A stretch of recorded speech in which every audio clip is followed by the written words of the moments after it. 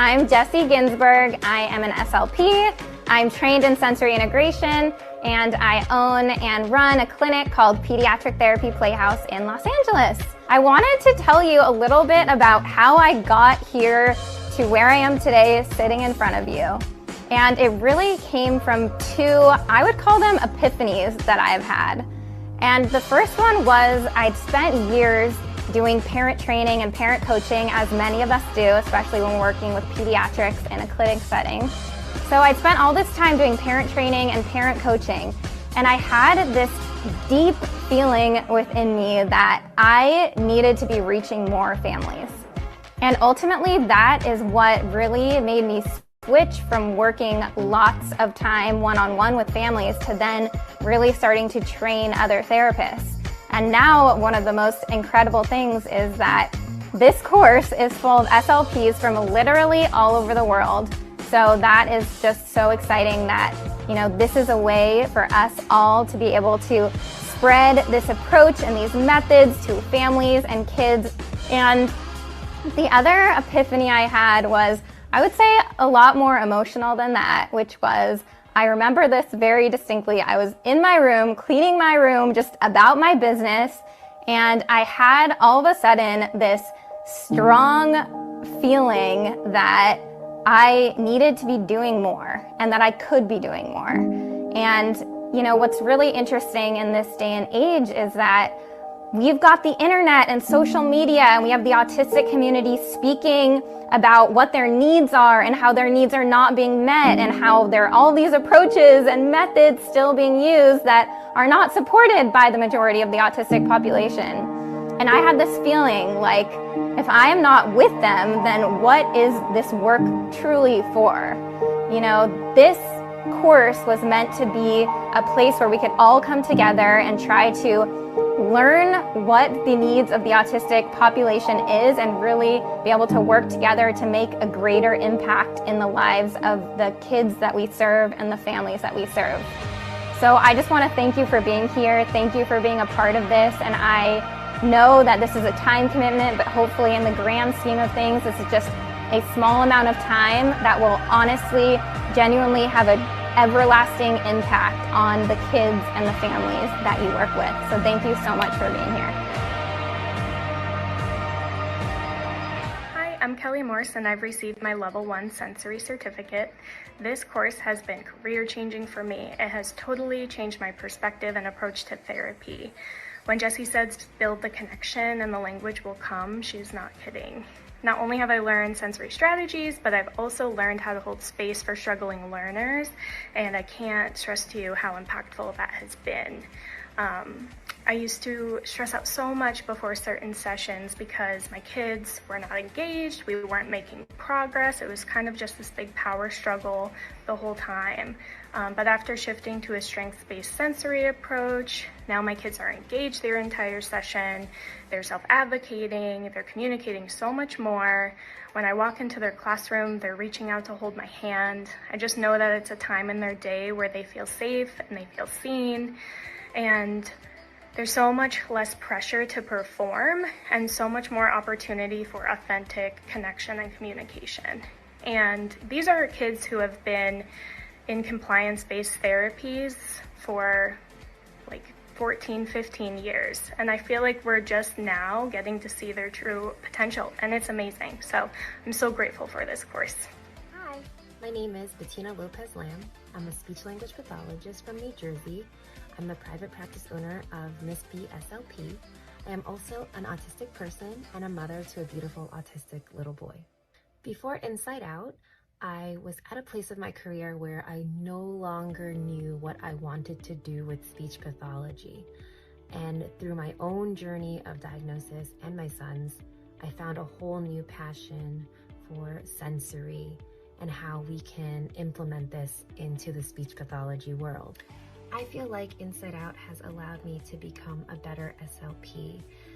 And with that, I've been able to become a better mother, because being able to understand myself and my sensory needs has allowed me to be able to understand my son's sensory needs better and my clients. I'm able to fully be the neurodiversity affirming therapist that I hope to be.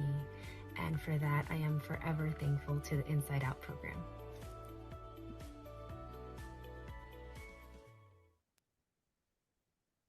Hey, everyone, and welcome to day one of the sensory mini course for SLPs. I love getting to see where everyone is coming in from. If you guys were here about 10 minutes ago when we started introductions in the chat, the first 5 people who logged on were from like India, Germany, the UK, everywhere. It's just so amazing to see everyone from all over the world come together to get to be part of this together. So thank you guys so much for being here.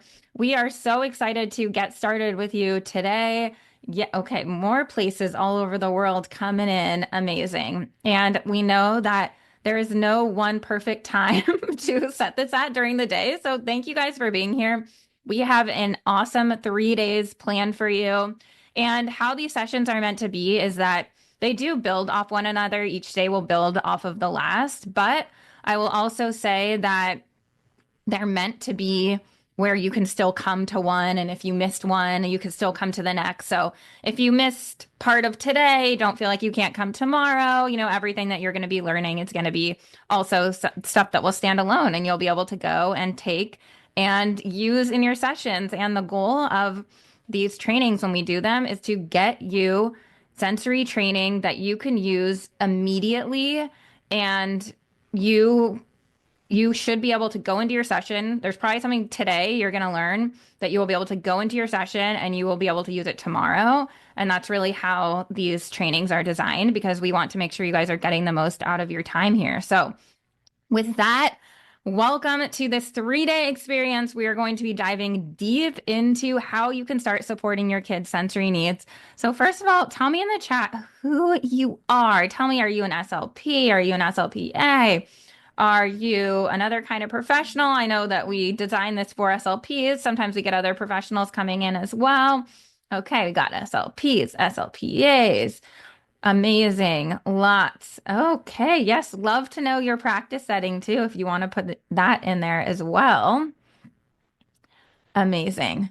So, what we are planning to do over the next week is talking about 3 different areas that will make such a big difference for you after each of the day's content. So, today we're talking about challenging behaviors because that's something that we all see. It's something we all have usually on a daily basis, something that happens that feels really challenging. And we know that a lot of these challenging behaviors are coming from dysregulation. And a lot of times this dysregulation might be hidden. And we're going to be talking today about different causes of dysregulation and then different ways that we can help our kids to regulate in our sessions. Tomorrow, we're going to be talking specifically about strategies that you can use in your speech session. So, lots of awesome examples of clients and kids and activities coming as well throughout this week. And then day 3, we are talking about how to prevent dysregulation. We know that we can't entirely prevent it, but we know that there is so much that we can do to have a positive impact on our sessions. We know that there are so many times when dysregulation could have been prevented just with a little bit more of a proactive approach. So that's what we will be jumping into on day 3. And sorry, reminder, we have a Facebook group for you and we will be posting homework in there. So if you really want to get the most out of this week together, then make sure to hop in there. We'll put the link in the chat and then we can interact with you guys in the group. We also wanted to give you guys an awesome workbook to use throughout the week. So make sure to grab this workbook. I know we put the link in the chat. We'll put it back in there as well. Grab this because all of the important things that we're going to be going through are going to be in this workbook, visuals, concepts, things for you to do. So make sure to grab it and then you'll be able to get the most out of this week together. Okay, so this was a concept I learned that really was so life-changing for me, which was the 80-20 rule. Tell me in the chat if you know what the 80-20 rule is. Okay, but it's basically this rule that applies to so many things in life, and the way that we could think about it in terms of our therapy is that 80% of our time goes toward thinking about 20% of our kids. Okay. Tell me if that's true for you. Does 80% of your time go to thinking about 20% of your clients? I know for me, this was always true. There were always just a few kids, just a few, where it felt like all of my stress and the anxiety leading up to sessions and the overwhelm was just coming from just a select number of kids. And it was one of those things where I was having lunch with Jake Greenspan, who is the son of Dr. Stanley Greenspan, who created Floor Time for any Floor Time people out there. And Jake and I were sitting around talking about this, and he was like, imagine if you could get 80% of your mental energy back. Meaning how can we focus on that 20% of our kids so that we can gain 80% of our mental energy back? And how much more time would we have for everything else that we want to do if we could clear that time? So, something that is truly incredible about supporting sensory needs is that when you see these kids, the ones who are difficult for you and they're hard to figure out, and you just feel like they're not making as much progress as you want them to, and you feel like they're plateauing and you don't know if there's something you could be doing better. And being able to support those kids are going to give you so much of your time back. So, as we go through the next few days, I really just want to challenge you guys to think about who are those kids and who do you really want to put the next 3 days into thinking about so that you can gain this time back. Okay, so tell me in the chat, what is keeping you up at night? What is so hard for you in your sessions right now? And it could be something related to a specific child. It could just be that you don't feel like you have enough time to learn. It could be kids coming in with too many of these, quote, big behaviors. Okay. Bianca says planning for so many different kids. That's a really big one, especially in our field. Yifra says regulating kids. Let's see, getting educators involved in supporting kids the way they need to be supported. Really, really good stuff coming for that. So wait for that. Lots coming there. Parents understanding the need for regulation. Okay, Lori said students not making progress. I feel like that's one of the hardest things for us as therapists is when we have kids that we're seeing for it could be years and we just feel like we don't know exactly where we're going. We don't know why they're not progressing any further. Not enough time with kids, how to target goals while regulating. Okay, big. I forget if it's tomorrow. I think it's tomorrow. That's going to be a big one that we're going to talk about. Okay, when the big behaviors come in groups. Hating drill and kill. Okay, I have not heard this, Kate. Hating drill and kill therapy. Yes, the kids hate it too. Okay, people wanting communication but don't support sensory. Yep, big one. Okay, I could read these all day because these are things that I think a lot of us all relate to. Disruptive behaviors, yeah, preferred, non-preferred activities, dangerous behaviors, self-regulation. Okay, a lot of stuff related to behaviors, meltdowns, tantrums, dysregulation, right? So those are the things that really become the most stressful part of our job beyond the paperwork, which is the worst part, right? But it is, imagine you have sessions where kids are just showing up and they're just happy to be there and you don't have any of those things that you put in the chat. Okay? And I'm not saying that that will get to a point where it's like you will never see another behavior again, but what sensory training does for you is it gives you a perspective and a lens to look at the child through. And you start to realize that there are certain things that you can't even control, and it's really not your fault, but you can be confident in how you're showing up. And then you realize there are also things that you can change and you can control, and those will make a really big difference for your kids. Okay, you guys may know my family. In case you don't, this is Chris. Most know him as Speech Dude. One of the only male SLPs. Just kidding. And our 5 boys that are the littlest just turned 1. So our kids are between the ages of 1 and 9.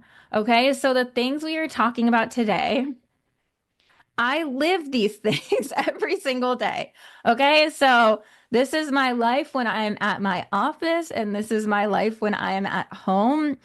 I own a clinic here in Los Angeles. We see about 200 kids per week. We have therapists move from all over the country. They come in, we train them, and this is a huge part of what we do. And I really started learning about the importance of sensory very early in my career, even when I was an SLP assistant.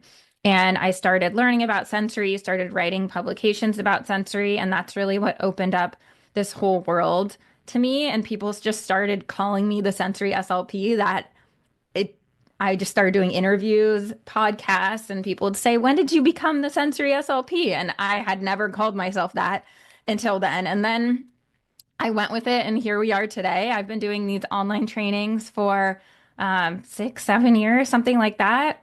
And it's really, really incredible to get to see you guys all come from different parts of the world to be here because this is such an important part of our practice that we need to understand. And most SLPs are just not taught this information. So that's my goal for today is to get this information into your hands so that you could be more successful in your role as SLPs.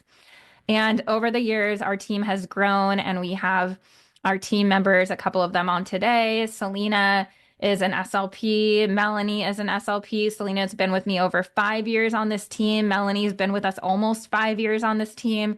Between the three of us, we have almost, let's see, I have 5 kids. Selena has 4, and Melanie's about to have her third. Okay. So we're just baby making machines also. Selena and Melanie run our live events with me. They have spoken on huge conferences. Selena spoken for SLP Summit. Melanie regularly consults with families internationally. And they're just 2 powerhouse SLPs who are here with us today. So, and it's really thanks to them that events like this happen. And then we have Chloe, who I've also known for, oh my gosh, I don't know. It's probably been 5, 6, 7 years or something by now. But since she was like a young, early 20s, spreading the world and autism and advocacy. And now we get to work with her and she gets to be part of the events that we do. And we really value having an autistic person on our team, and getting to have that perspective is something that is really important to us and our team. And our entire goal here is to change the way we support autistic kids all over the world. And thanks to you guys being here from all over the world, we are able to make that work. So today we are focusing on behaviors because this is something that I think is one of the things that stresses us out the most. It causes the most overwhelm for us. This is what causes us to burn out oftentimes, is when behaviors can be so big and it truly takes away from our ability to help our clients and serve them because it's so dysregulating for us. Okay? Tell me in the chat if you've gotten dysregulated because a kid is dysregulated in front of you. Right? That is a skill to be able to remain regulated when you have a child in front of you who is not regulated. So there is always more than we can see. And we know so much about, hearing from our autistic colleagues that autism can be such an internal experience. And there's just so much that we are missing when we are just looking at the surface level. And this was such a classic example. And this was like a big LOL, big laugh out loud moment because, as I said, the things that we are doing in our clinic are things that I'm parenting every day. And this is my son. This is my son, Jack. And 4. Yeah, he's 4 at this time. And we enroll him in soccer. We're like, this is going to be great. This kid has energy. He likes to run. He likes to play. He plays soccer with Chris in the backyard. Of course, he's going to love soccer, right? And then we get to our soccer practice and we get him his whole outfit. He's excited. Okay. So I just want to show you. Okay. See if you can find Jack in this video. Yes. Yes.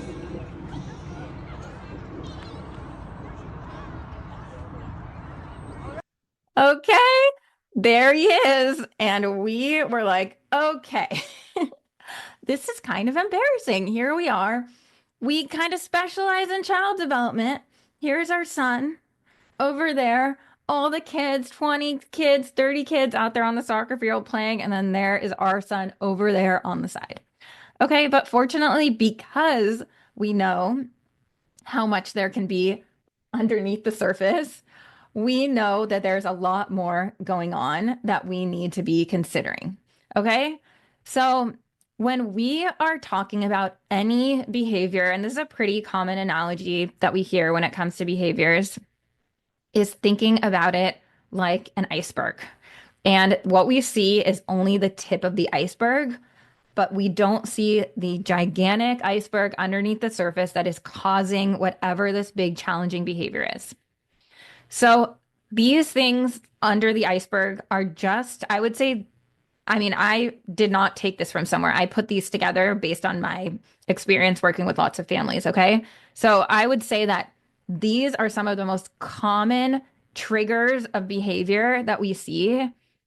And tell me in the chat if there's a kid you're thinking of, tell me what you see under this iceberg you think could be a trigger for the one child that you're thinking of in your sessions. Okay. We know that anxiety can be huge in autistic kids, which is coming into a environment where they can't predict what's going to happen and they don't get to choose what happens. That can create a lot of stress for them. Of course, there's always history of past trauma, whether we know it or not. They could have been in therapy for years somewhere else, and then that is influencing the way that they are coming in and showing up for you in your session. We know that studies show up to 80% of autistic kids have trouble sleeping. Huge, huge factor in regulation is our ability to get a good night's rest. Emotional dysregulation can be huge. Demands being placed on them where they're losing autonomy. They could be an environment, like you guys had mentioned earlier, when you are in a place where other people don't understand the child, then that could be an environment. And kids can sense when they're in an environment where they're not feeling supported. Okay, we know that a lot of autistic kids can have GI issues. They could have physical pain that we're not understanding or that they're not able to communicate to us.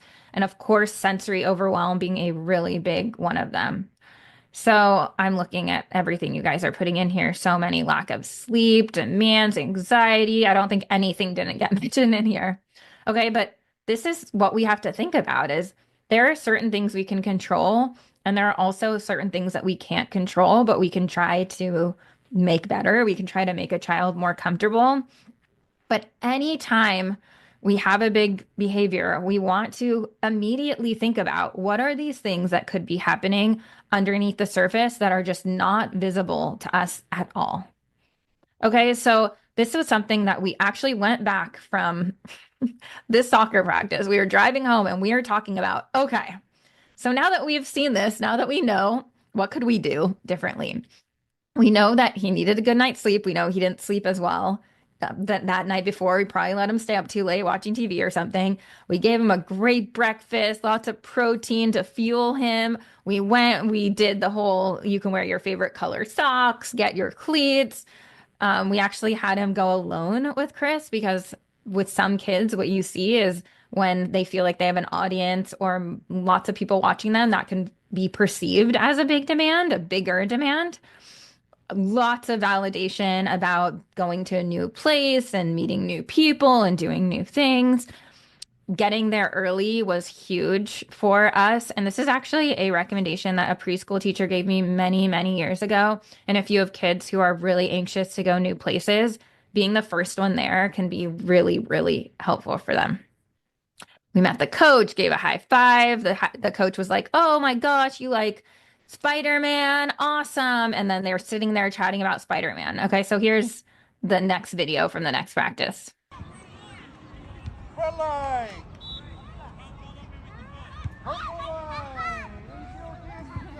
There we go. And red line. Okay, so the right support put in place really can make such a big difference. And again, certain things we can control, certain things we can't control. And today we're going to be talking about the things that we can control. I get asked a lot from therapists, how do I know if a kid is dysregulated? And these are just kind of the big categories that I find it easy to break down into. And if you're a therapist sitting here and you have this conversation a lot with parents, this is a great thing that you can take and have a conversation that you can have with parents. But sometimes we see the big behaviors, right? The aggression or the hitting or the throwing toys or the running, and even for some kids, nervous laughter. And those things might be really obvious. And then sometimes there's things that are a lot less obvious, but things that we are trained to notice. Like, what does their communication look like when they're dysregulated? We're probably seeing less communication.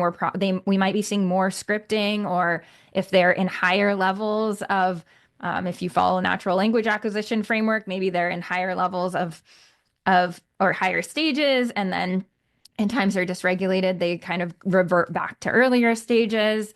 And we just might see overall low engagement. So I want you to think about that student that it's already in your head. And I want you to think about and tell me in the chat, what are some of these signs of dysregulation that you see in this child? Are you seeing lack of communication? Are you seeing some of these big behaviors? Just think about it for a minute. Put it in the chat. To me, the lack of engagement is always what hits the hardest for me. Because there's something about a kid who's not engaged that always makes me feel like, what am I doing wrong? Why can't I get you to like me? Right? It's like that one. It really kills me. And we're going to talk about, the importance of just using sensory to get kids engaged and connected. And that just feels so good. Okay, a lot of different behaviors.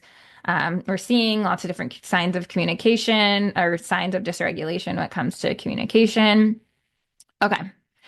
And why does this matter? And the reason I love getting on live with you guys today is that the conversation we're having is a completely different conversation today than it would have been if you came to a webinar that I was at 5 years ago. Okay. Because 5 years ago, I was like scratching, clawing at I don't know the term. Okay. Whatever these phrases are, clawing, like trying to claw my way into sensory for SLPs because I was still trying to convince everyone that it was important for us. And then this year at ASHA, there were like 3 other sensory presentations at the exact same time as my presentation. Okay, so huge win for us as professionals. But we know that when kids are dysregulated, they're not going to be learning. We know that they need to be regulated in order to communicate effectively. We know that they have to be regulated in order to learn.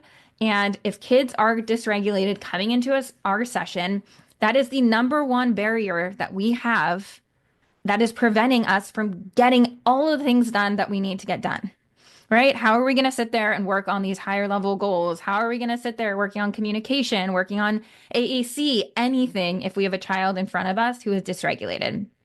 So today and over the next few days, we're going to be talking about, and some of you guys have put this in the chat earlier, about what can be hard is knowing when to work on regulation and when to work on communication. And I think it's tomorrow, I want to say, that is a big part of that, where we're going to be talking on how do we know when we should work on regulation and then communication versus how do we know when we could work on both at the same time, or how do we know when it's time to move on and we don't have to worry as much about regulation. Okay. But then the other issue comes up, which I mentioned earlier, which is that when our kids get dysregulated, we get dysregulated. And when we're dysregulated, we're not in our thinking brain and we're not able to problem solve and think out of the box and think creatively. And then we might not be able to dig ourselves out of that hole. Okay. So it's very important that we can understand regulation so that when we see a child who's dysregulated, we are able to feel confident that we can help them, which gets us to feel more regulated. And then we're able to reflect our regulation back on the child, right? We're able to co-regulate with the child. So this is in the workbook, which is our decoding dysregulation checklist. And again, going back to the iceberg that you guys saw, this is something that I will use often with parents, with teachers. Anytime that you see a big behavior, you can take whatever the big behavior is, you can write it at the top of the iceberg, and then you sit down and you think about, where is this coming from? Okay, and what's hard is that a lot of times the dysregulation is not coming from us, right? It's coming from outside sources and outside environments. And that's why it's so important to know this, because we can change what we can change in our sessions, but we also want to try to guide families and teachers or other professionals to be able to support the child as much as we can as well. Okay? Because we know that if a child is having a lot of stress and anxiety and overwhelm in one setting, that it is going to bleed into what we're doing as well. Okay? So I would highly recommend taking this, looking at it, thinking about what are the things that are causing this big behavior in this child. And then, you can't, if you're not digging deep, otherwise, Chris and I talk about this all the time. It's just like playing whack-a-mole. It's just like, okay, well, if he's stimming, I'm just going to say stop stimming, whack-a-mole, and then something else pops up. Okay, well, now he's not allowed to stim. So now he's pulling on his hair. Whack that. Okay, you're not allowed to pull on your hair. Now what? Now he's biting his fingernails, right? It's just something always pops up if we're not addressing what's under the surface. So we really need to be able to do that in order to best support our kids. Okay. So there was this little boy I worked with when I was a baby. You could tell because of my face. And this was a little boy who there was just a lot. I told this story in my book if anyone has read it, but his mom had a degenerative disease. She was dying. There was just a lot of stress at home. And he came in to the session one day and his dad just said, "I don't know what's wrong." His teacher said he's just been kicking and screaming and he was laying down at school and we just have no idea what was wrong. Okay, and this was a little boy who, when he started sessions, had very little language. And then by the time of this story, it had maybe been 7, 8 months or something like that. And he could sit down and tell me about his day. I mean, his progress was really, really amazing. And what we did is he came in that day and I put him in my lap like I always did. And I asked him about his day. And he ended up telling me that he was kicking and screaming because they were supposed to have PE in or movement class, whatever they call it for preschoolers. They were supposed to have PE in this big gym and they had a huge fan in there, right? Because this is on the East Coast and it's very, very hot and humid. They had a huge fan in there and he said that he didn't want to go in. So he was kicking and he was screaming. And I was amazed that he told me that. And of course, I wish that he could have been able to tell his teachers in the moment. He was too dysregulated to be able to share that. But it's just one of those things where he was sensitive to sounds. A lot of autistic kids are. And to have one of those gigantic, those humongous metal fans that are so big and loud, I hate those things. And when you have them in a gym and it's echoing, it's so hard and it can cause kids to be dysregulated so quickly. And this is one analogy that I like to use with kids, with parents, when we talk about sensory, is how much space do we have in our cup right now? And that is something that helps us to figure out what our next steps need to be in therapy. Because we know that if our child only has a little bit of space left in their cup, we better be a lot more careful and make sure that they're not getting too much sensory input at once. So, we're gonna get more into that in shortly because the cup analogy is something that's really gonna help you to guide your therapy sessions. But before that, I just want to talk about how we can reframe behaviors so that we are helping families and professionals and ourselves to understand when is something happening that might be an intentional behavior versus when is something that's happening that might just be a stress response. And a lot of us realize when we take these big behaviors that we see in our kids and we start to look into them and really think about it, we start to realize I think about 99% of the things that we are seeing are actually a stress response and not something that the child is like sitting down and maliciously planning and thinking about, right? So this is a quick video I'm going to show you guys.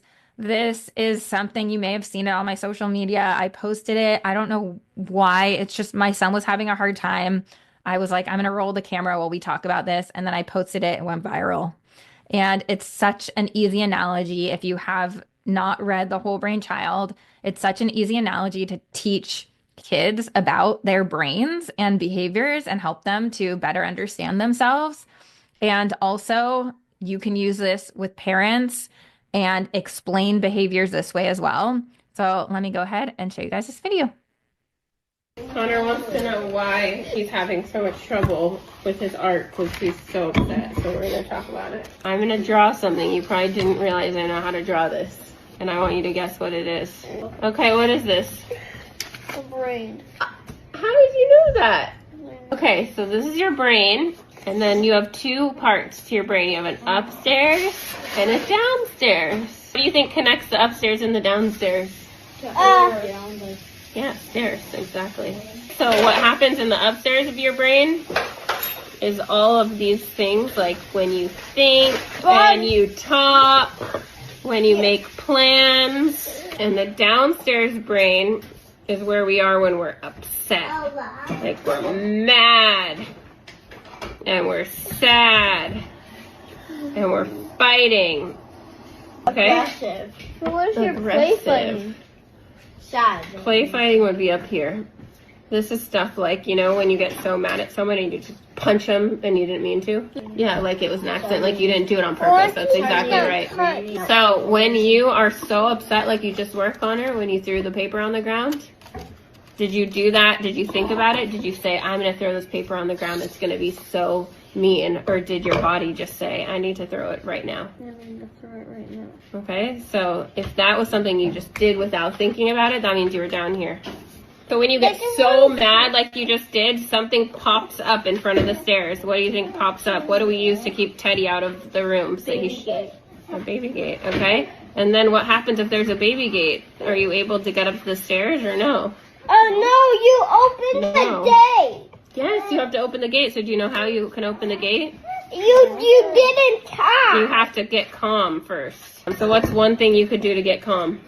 How did you learn this? Breathe. Like count things when you see and stuff. Oh, count the things you see. Is there anyone you could give a hug that helps you calm down? Yeah, like your mom. Oh, like your mom? Then you give your mom a hug, and you breathe in and you breathe out, and then guess what happens to the gate? It opens. It opens. And then guess where you can go after that? You do it. Yeah, you go up stairs. And then what can you do when you're upstairs? So that's where all of your creativity is in your upstairs brain. So guess what you're trying to do right now? Are you trying to be mad and sad and fight, or are you trying to be creative? Okay, so in order to be creative, which brain do you have to be in? Good. Upstairs. Upstairs. So what's something you can do?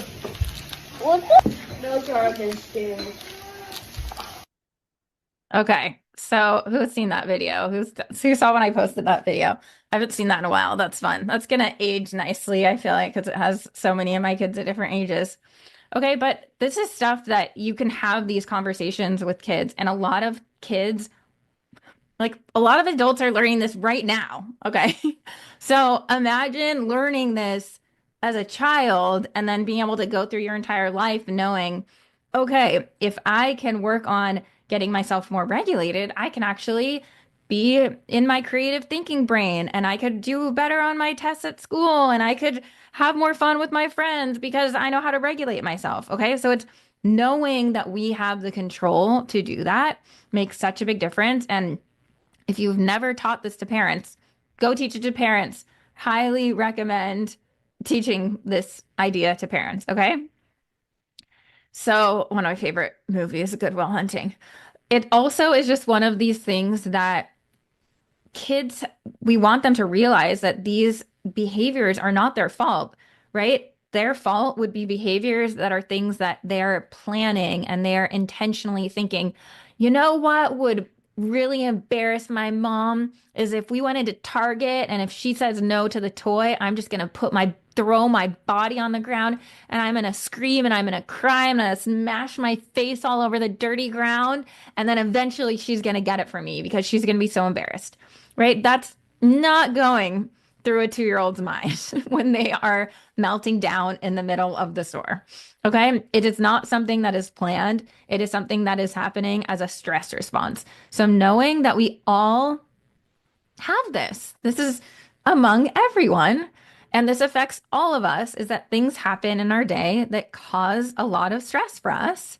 And we are able to learn that it is not all our fault and there are things that we can do. So, why are sensory differences such a major trigger in these big challenging behaviors? Our bodies are working every second of every minute of every day to try to keep us regulated, to try to keep us alert to what is in front of us, to try to keep us paying attention. And this is really so much work for our body. And not only is it a lot of work for anyone's body, like you guys are just sitting here, probably doing something to stay regulated as you sit here. And then imagine a child who's autistic who has sensory differences. Okay. And we know from research that up to 95% of autistic kids have sensory differences. That means that they are experiencing the world in a different way than we are.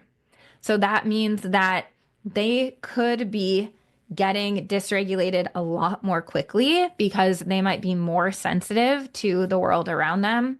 And going into a classroom is overstimulating as a neurotypical person, right? We go in the classroom, there's these bright lights, there's kids talking everywhere, kids pushing and bumping you, screeching chairs on the ground, there's the fan, there's the windows open, and maybe kids out playing outside at recess. There's so much going on already in a classroom. And then imagine if a child came in who was sensitive to all of the sensory input, how quickly that would be dysregulating for the child.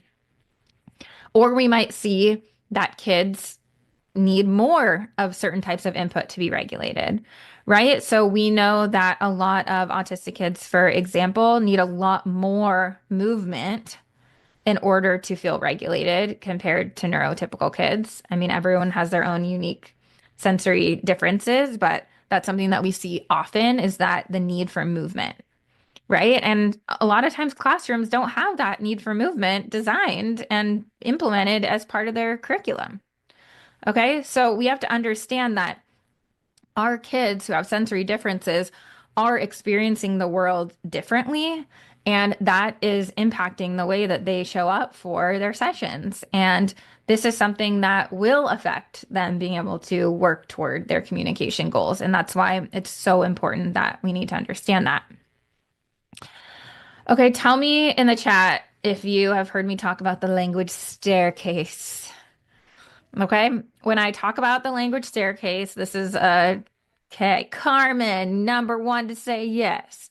Okay, so this was an analogy that I wrote about for Asha. I want to say it was in 2019. And it was this concept that when kids learn language, it's like a staircase, and the bottom step is regulation, and then we have engagement, and then the next step is communication, and then the higher steps up top are higher level language and cognitive skills. And in our practice as SLPs, we are often taught you're SLPs, so work on language, work on communication.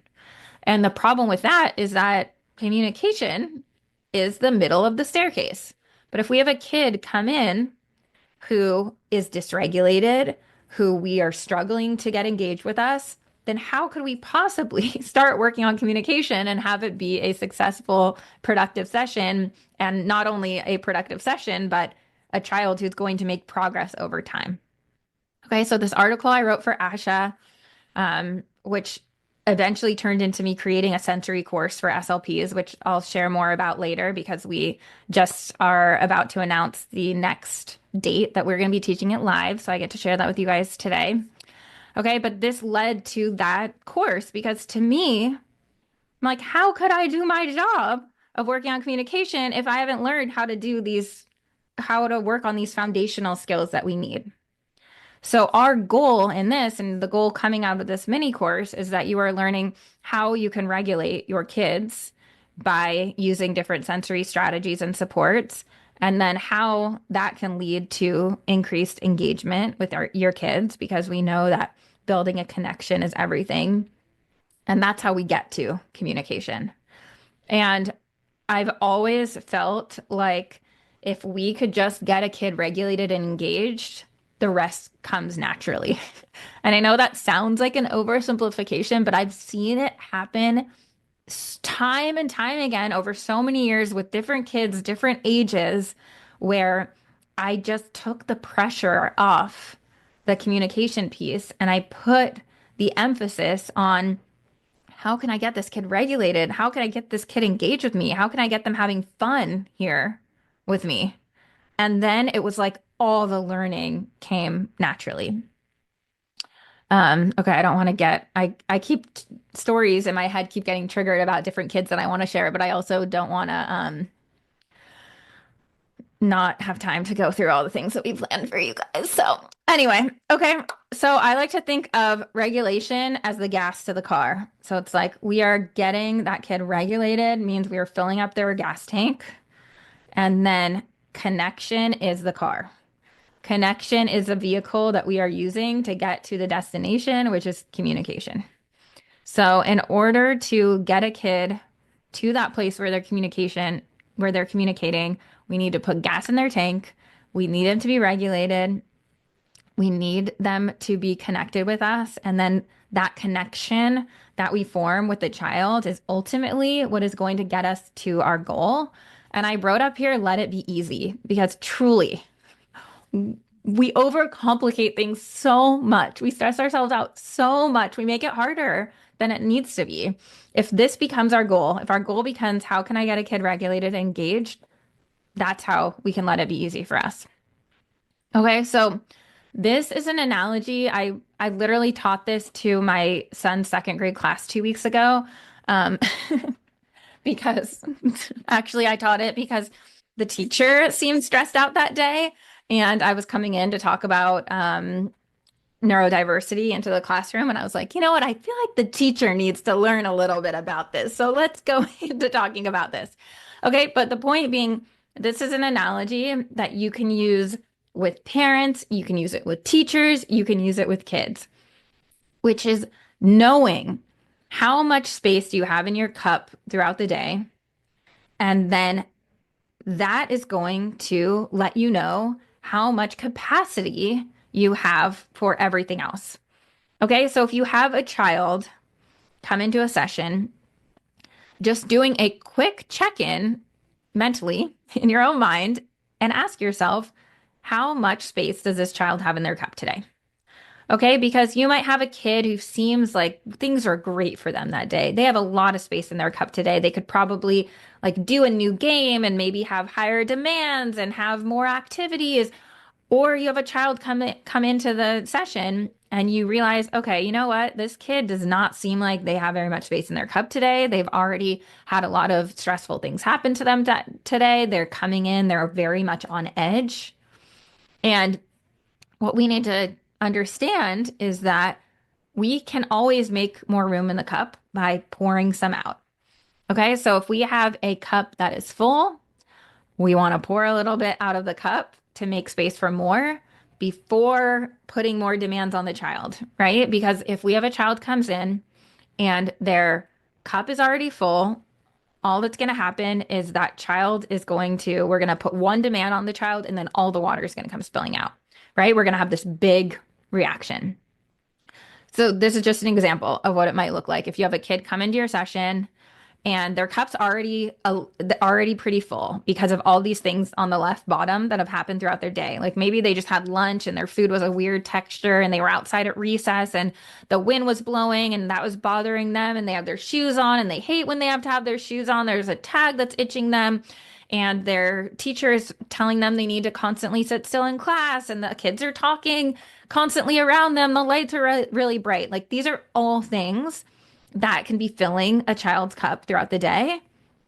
And then they get into session with you and we see yelling or we see that they're having trouble paying attention. We see that they're not engaging with us. We don't see that they're communicating with us, right? So all of the things that are happening that are filling that cup throughout the day can have an immediate impact on communication. And that's why I love regulation strategies because regulation strategies are immediate. There are ways that we can immediately pour out of our cup and make room for more.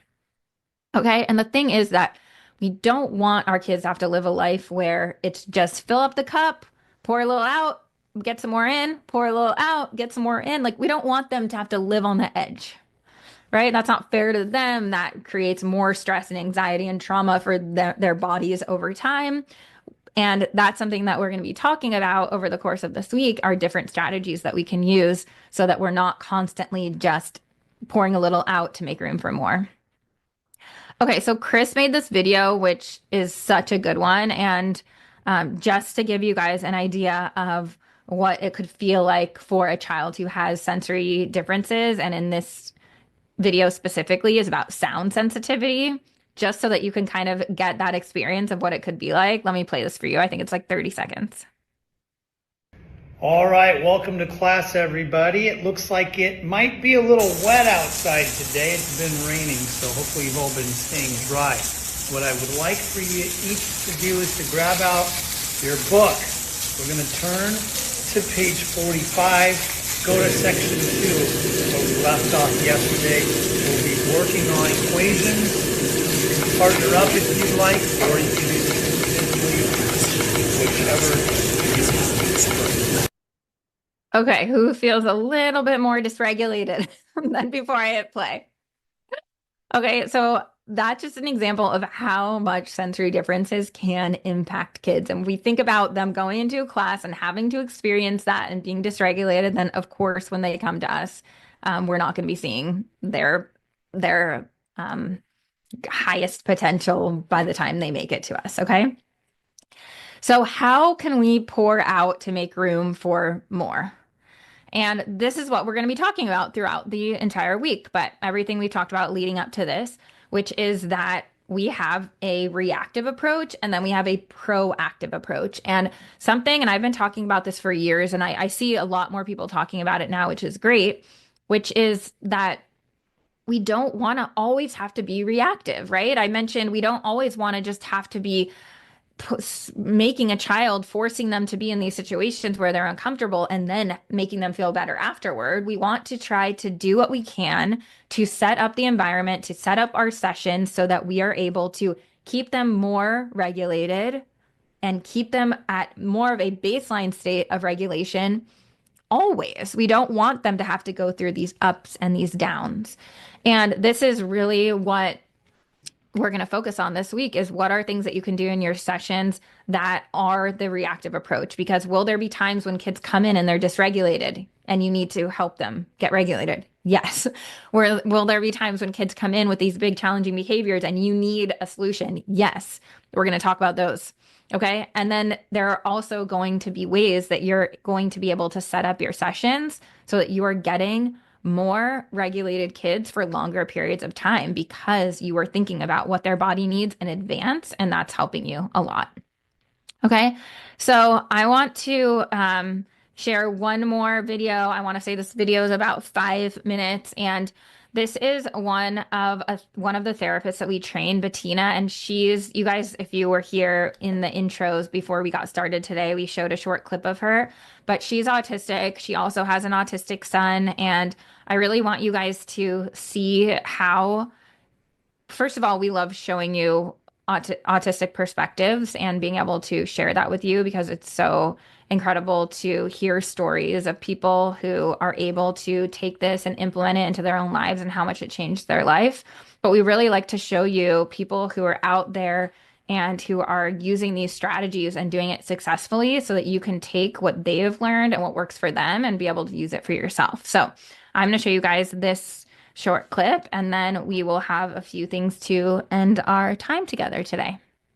As Jessie mentioned, Bettina is an SLP and she owns her own private practice, and she is also an ADHDer. So if you haven't heard that term before, that means she is autistic and an ADHDer, and she's the mom to an autistic son, and we talk all the time about homeschooling.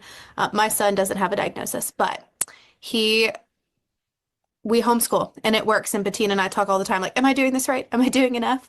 So I'm going to let Bettina talk a little bit, but Bettina, I would love to hear, especially your perspective as an SLP, as a mom, like what for you, like tell us a little bit about yourself and what led you to seek sensory training.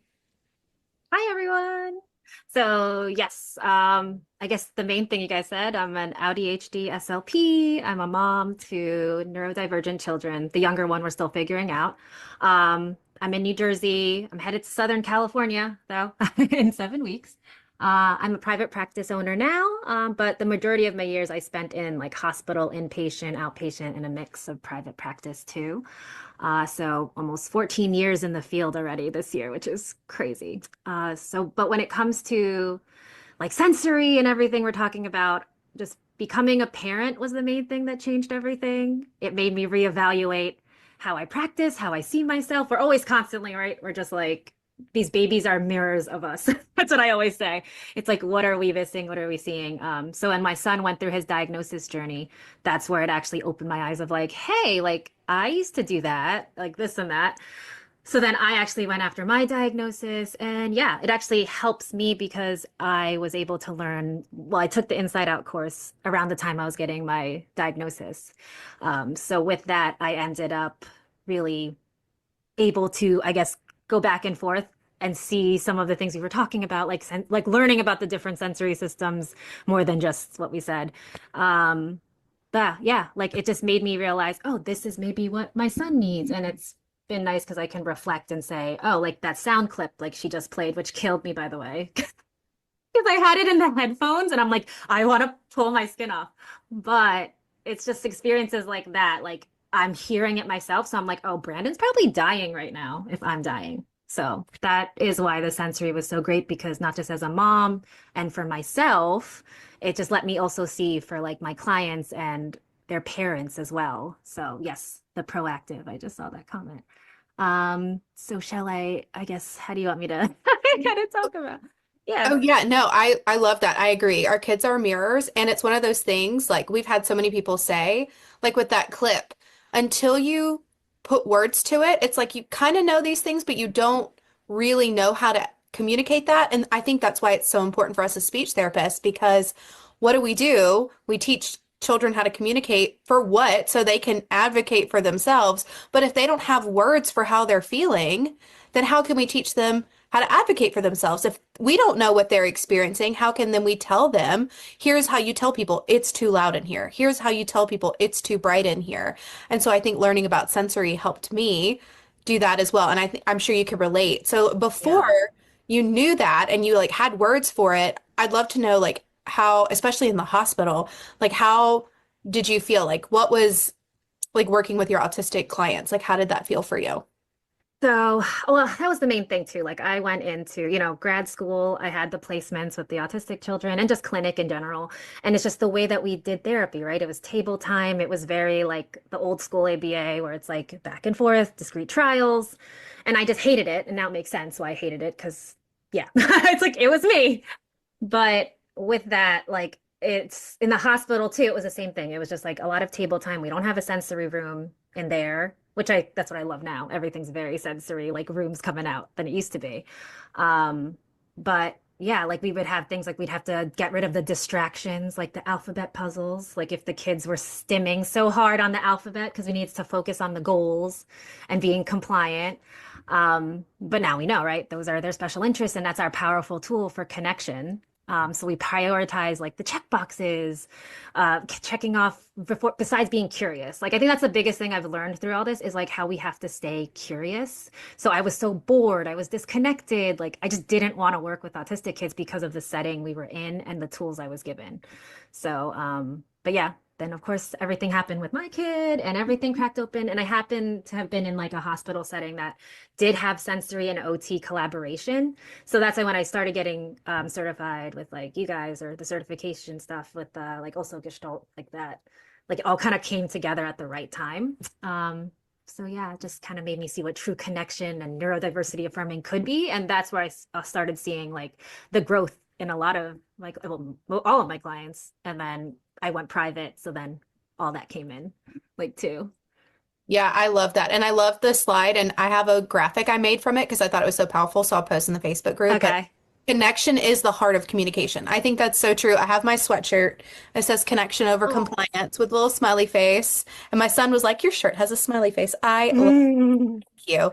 But if we want to meet them and connect with them, we got to understand them. And I think understanding their sensory needs is that is the best way we can connect with them. So I'm so glad you were able to come on and tell us. And Jesse wants to say something. So I'm going to let Jesse say something. Sure. How can you tell? No, no, Bettina, we just love you so much and we appreciate you being part of our community. And Aw.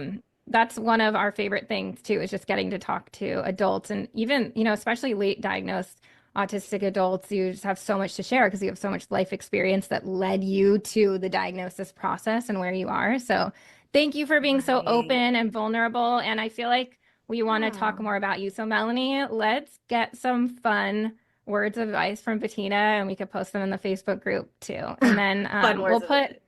we'll put her Instagram handle it's in your workbook. We'll put it in the chat as well because we would love for you guys to go follow her journey. She shares the most incredible stuff. So thank you for Thank being you. Yes, appreciate it. And always love your course and everything and all you guys, everybody in the Insider Thank peeps. you. As Jesse So we know that being neuroaffirming is amazing that we are sitting here and we're able to even talk about that, what that means, and everyone knows what that means by now. And we know that having sensory training is so important to being neuroaffirming. And one of the things, like Bettina mentioned, is that imagine a child could learn what these sensory needs are from the earlier beginning of the days of their life and then be able to advocate for those needs. We are the SLPs. We are the ones who are getting to teach kids how to communicate. And how are we going to teach kids to advocate for their needs if they don't know what they are? And a lot of us don't even know what our sensory needs are. And the more that we can learn about sensory, the more that we can learn about our needs, I think helps us so much. And hopefully just sitting here today thinking about yourself, you are thinking about yourself and thinking about that. And over the next few days, we'll be talking about strategies that you can use. And the more that you can understand your own sensory needs, the more you are able to have compassion for kids who have sensory differences. And then we are able to move toward a world where we are helping kids to advocate for those needs, because that is the work that we are all doing, right? So I want to know, on a scale of 1 to 10, how committed are you to start using sensory strategies in your sessions? And how excited are you? Okay, we got a first 10. Okay, we got 100. We got 1,000. This is some good commitment.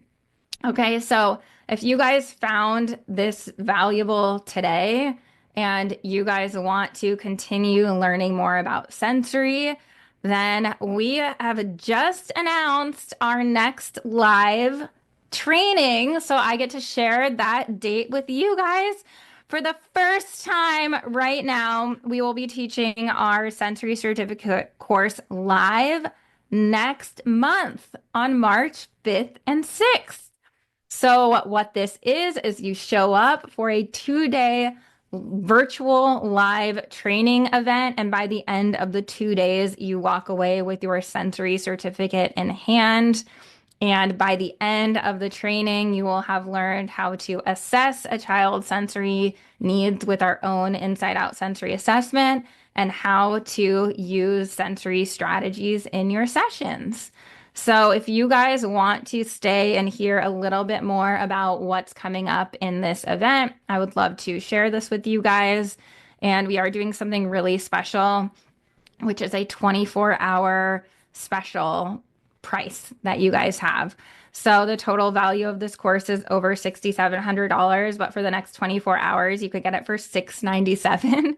This is a 2-day training that will completely change the way that you work with autistic kids. We have trained thousands of therapists on almost every continent. And if you want to be able to walk into your sessions feeling confident in knowing and identifying kids' sensory needs and exactly what to do, then we would love to have you in this 2-day training. You also get immediate access as soon as you enroll to our self-paced version. So if you can't make it live, and I know a lot of you guys are overseas, If you can't make it live, then you can still take the course, and it's still a lower price if you buy it in this 24-hour window than it normally would be. So even if you can't come live, it's still worth enrolling just so that you can take the self-paced course. But what we do is we go step by step with you, alongside you during the course. And then by the end of the 2 days, you are completely done with your sensory certificate. And if you want to stay, I'd love to share more about what you get when you join us in the sensory certificate. So we are going advanced level sensory trainings. I don't like to just give people fluff and just hours of things that they're not going to use. This course was created because nothing existed for SLPs in the way that we needed it. I took many, many years of trainings and thousands of dollars of trainings where it would be like I would show up to a 5-hour training and I would walk away with just one nugget that I needed as an SLP, but it was worth it just because that's how valuable that one piece of information was. And over the years, as I started taking all of these sensory strategies and bringing it into the clinic, training therapists, having families come in, we were able to take our sensory assessment and refine it. And now it's so easy to use. And it's something that you can use in any of your sessions to immediately understand what the child's sensory needs are in front of you and be able to support that child. We have a step-by-step process. So once you learn how to assess the child's sensory needs, we say, based on this assessment, this is what you do. Okay, so we make it very easy for you, very step-by-step. Here's what the assessment says, and now here's what you need to go do. So it's not confusing, or it's not meant to be like, okay, this is going to take a lot of work. It's meant to be as easy and simplified for you as possible. We love getting to do these 2-day live trainings because you're showing up there live and you're walking out and you're done. So we have a lot of other benefits to showing up live. I will show you therapy clips. Anything that's new that happens in our clinic, I always show at the live training. So if you can make it live, you get to see extra videos and things from our clinic that you normally wouldn't see if you weren't there live. And you're also getting lifetime access to the self-paced course, which is pretty unusual for a live event that you would also get the recorded course. But we like to do that because we know how important it is for you to be able to then go back and rewatch something if you want to rewatch something. So this training is going to be $1,200 for the 2 days, but for this 24-hour period, you could get it for $697. So you're getting almost 50% off for the next 24 hours. So if this is something that you have been thinking about, something that you know would make a difference for you, then we would love to see you there. We do have a money back guarantee. I want to say it's 7 days. So if you are like, you know what, I'm not sure, but let me just buy this because I want to take advantage of this offer, and then you change your mind, just let us know. But if this is something where you just feel like you've been putting it off, or you feel like, you know what, I know this would make a big difference for me, it's just that I'm doing so many other things at the moment, then this training will change everything, because it goes back to the foundations of what we were talking about, which is when you could get a child regulated and then that brings engagement, then all of your communication will come after that. So this really eliminates a lot of stress and overwhelm for you in your sessions because you're able to better understand the child and what the child needs. Okay, so we have a homework post that we are going to put up in our Facebook group. We really want you today to focus on that decoding dysregulation checklist. So I want you guys to sit down, think about the kids that you have in your clinic or in your school and what is causing that dysregulation for them.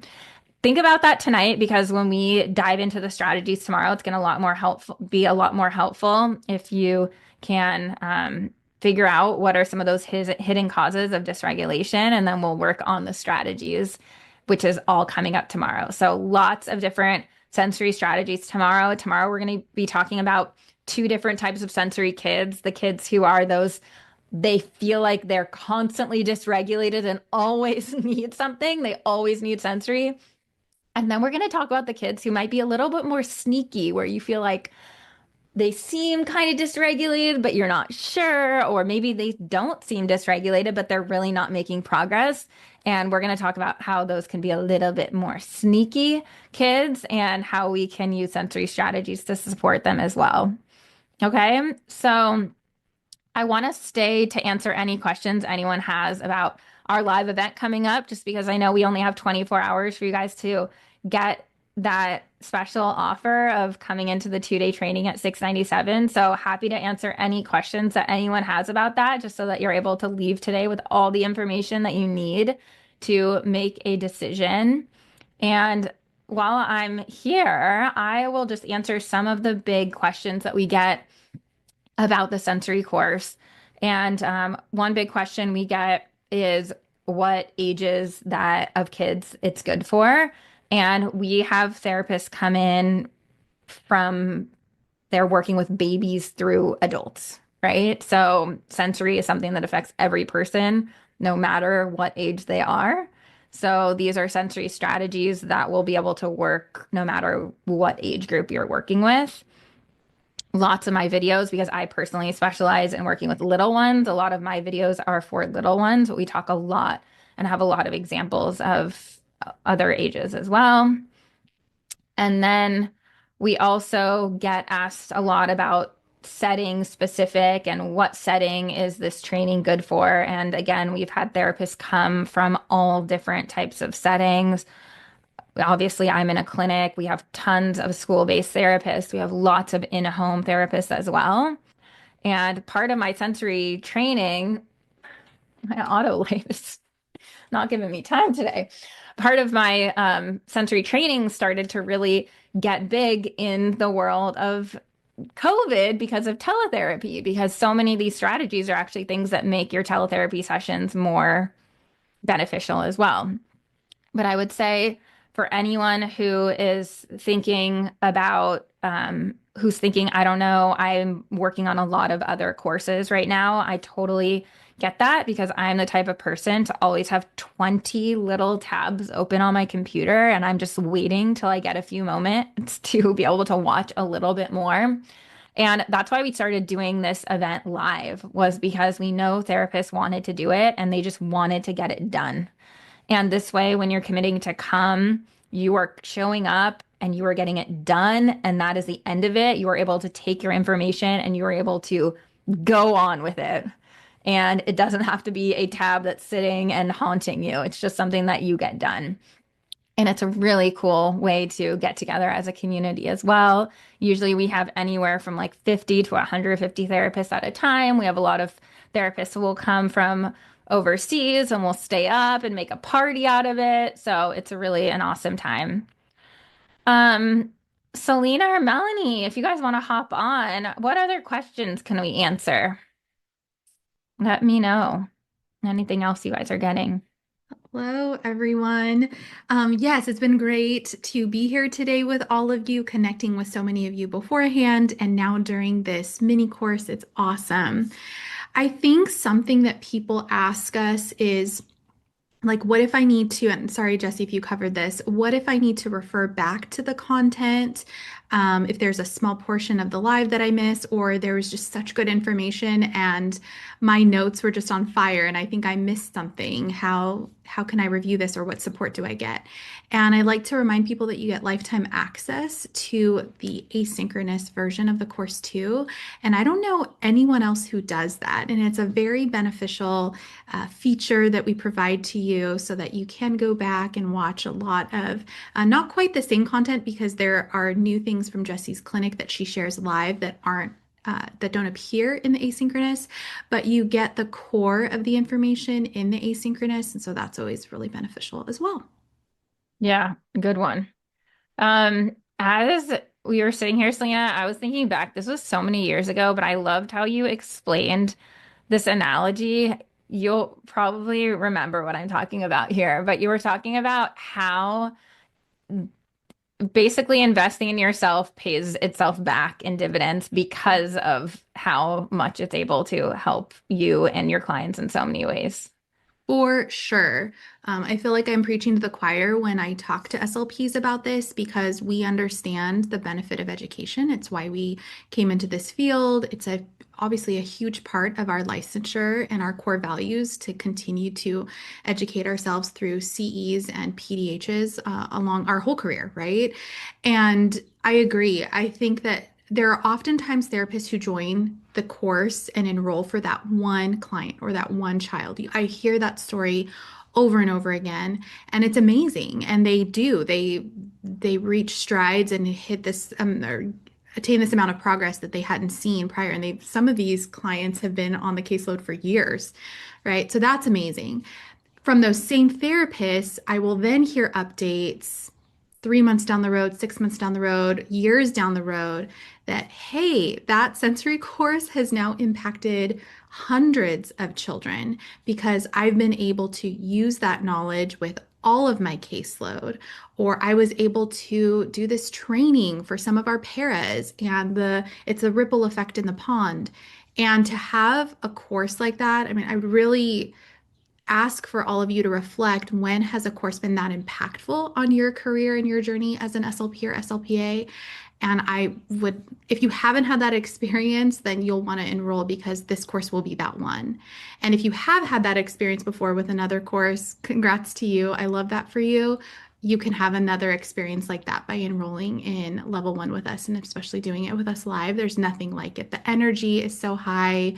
You get real-time access to our team, to Jesse. And I feel like in this day and age, that community aspect of being live with people and learning, there's nothing that can replace it.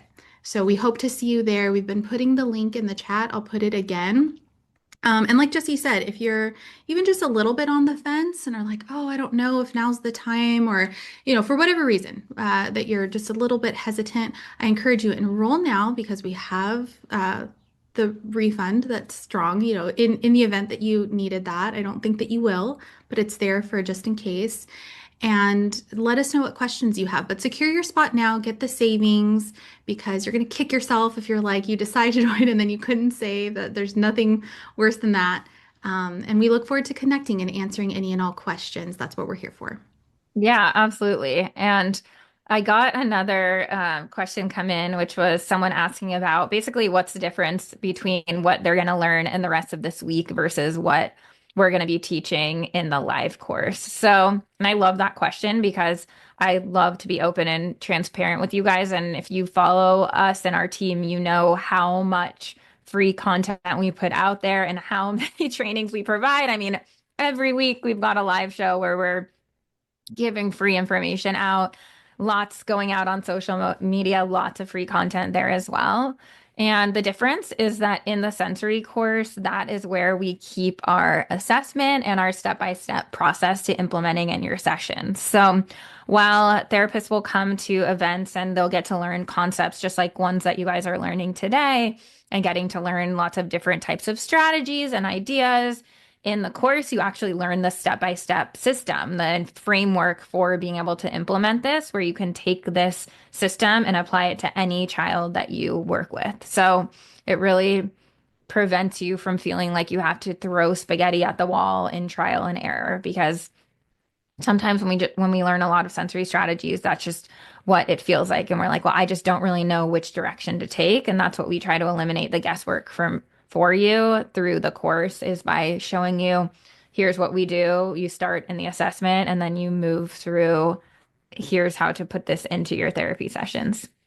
Yeah, definitely. And there's so much that you'll gain over that you gained today already and that you'll gain over the next 2 days. But like Jesse said, the systematic nature of the course is really where the proof comes and the results come for you. And there's just so much to cover that it's not possible to do in a mini course format. And what I'm talking about is to really understand the assessment at an intimate level so that the power of the assessment is really working for you and your clients. And to do that, there are just some layers. It's not hard. I will say it's the way that Jesse's laid it out and the ease of the course. It's not difficult, but it does require that amount of time to go through it in a methodical way. You have activities, you have assignments that are available to you that you complete live with us on the course, so that by the end of the live training, you've done everything that you need to understand the assessment and the proven system and methodology to then implement that very next day. And that's why it's in a course format. Hi, Melanie. Yay! Melanie is putting some celebration in. We're welcoming people. Latanya, Janelle, Karen. Uh, Y'all, I've seen so many names this week, so these names are looking familiar. I have probably connected with you, myself or Melanie. Melanie has a name superpower that I don't have. I feel like it's starting to rub off on me a little bit. So I'm recognizing these names, and it's great to see that you'll be here with us shortly in the live course. This is awesome. Yep, and kind of with what Selena was saying, between the three of us, we've been to so many trainings, right? Because we're learning lovers, right? And a lot of SLPs are. We just want to learn as much as we possibly can, take as many courses as we possibly can. And one thing that the sensory course was designed to be is that everything that you're learning there is practical. And there's just so many case examples, so many client videos, so many things that you can actually take away and start doing. It's not like a lot of trainings where you show up and then they leave the last hour to how you can actually start using that in your therapy sessions. We really want to make it so easy for you. Ooh, Melanie, you want to answer that question about Asha? Yes. Has my video been on this whole time? No, I'm trying. Do you're you on now. Okay, yay. I didn't see me. I don't see me, but that's okay. Um, yes. So I love answering an ASHA question because I think there's a lot of confusion, and that sometimes by design it's just easier to like have a straightforward system. But someone asked if these points are creditable to those not under ASHA. And that is exactly why we give out PDHs. So you'll say, I put in the chat earlier, when you come to the live training, you get 10 professional development hours. That's also way more than you get in the self-paced course, because you're getting those videos and case studies that aren't available for the course, and you're getting a chance to talk to the presenter live. You know, we can't give you credit for some of those videos that you watch asynchronously in the course, but we can, and time talking to Jessie live. So we choose by design to provide professional development hours because they are more widely acceptable for all SLPs or SLTs, or I think that's I don't know, do they call them salts other places? I know in like Australia and England they call them speech language therapists. So yes, these are not specific to ASHA. These are professional development hours. I will say you need to contact whoever your regulating body is. Just do your due diligence, but for the most part, this is a professional development hour that you can use for just about any regulating body, but double check because, and I will say another added point, some regulating bodies want the courses to be live. You know, the on-demand stuff, they're like, I don't know about that, but almost all want you to do a live CEU. So this is the benefit of going to a conference, but you get to do it from your pajamas or from your house in your pajamas, or professional up top, pajama on the bottom. We don't judge you. So yes, it's like I said, double check whoever your regulating body is, but for the most part, I've not yet had anyone come back and say that they could not use these for count towards their certification. Mm-hmm. Awesome. Any other questions that came in that you guys think we should answer? I saw one. I think we answered this to an extent earlier, but I just want to make sure that anyone who still has the question, I'm making it clear as possible for you. Someone had said, what if I have to miss a portion of the live event on the 6th? I would recommend still enrolling, especially if this is something that you have needed and it's been on your professional bucket list, because one, you'll get the savings, and so that's huge. We'd love that for you. And two, you can always access the asynchronous material to earn your certificate. So it's really a win-win. It's a 2-for-1, and we designed it that way in part because we understand that there may come a situation like that where you miss a portion. So that would be my answer to that. So still take advantage. It's going to be the best thing for you.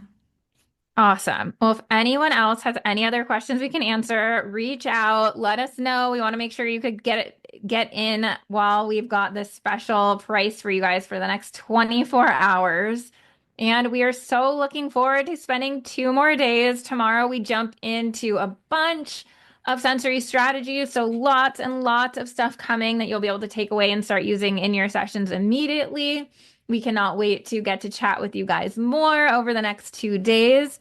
And we are so excited to see you in the live Inside Out sensory training as well. All right, everyone. So we will see you tomorrow.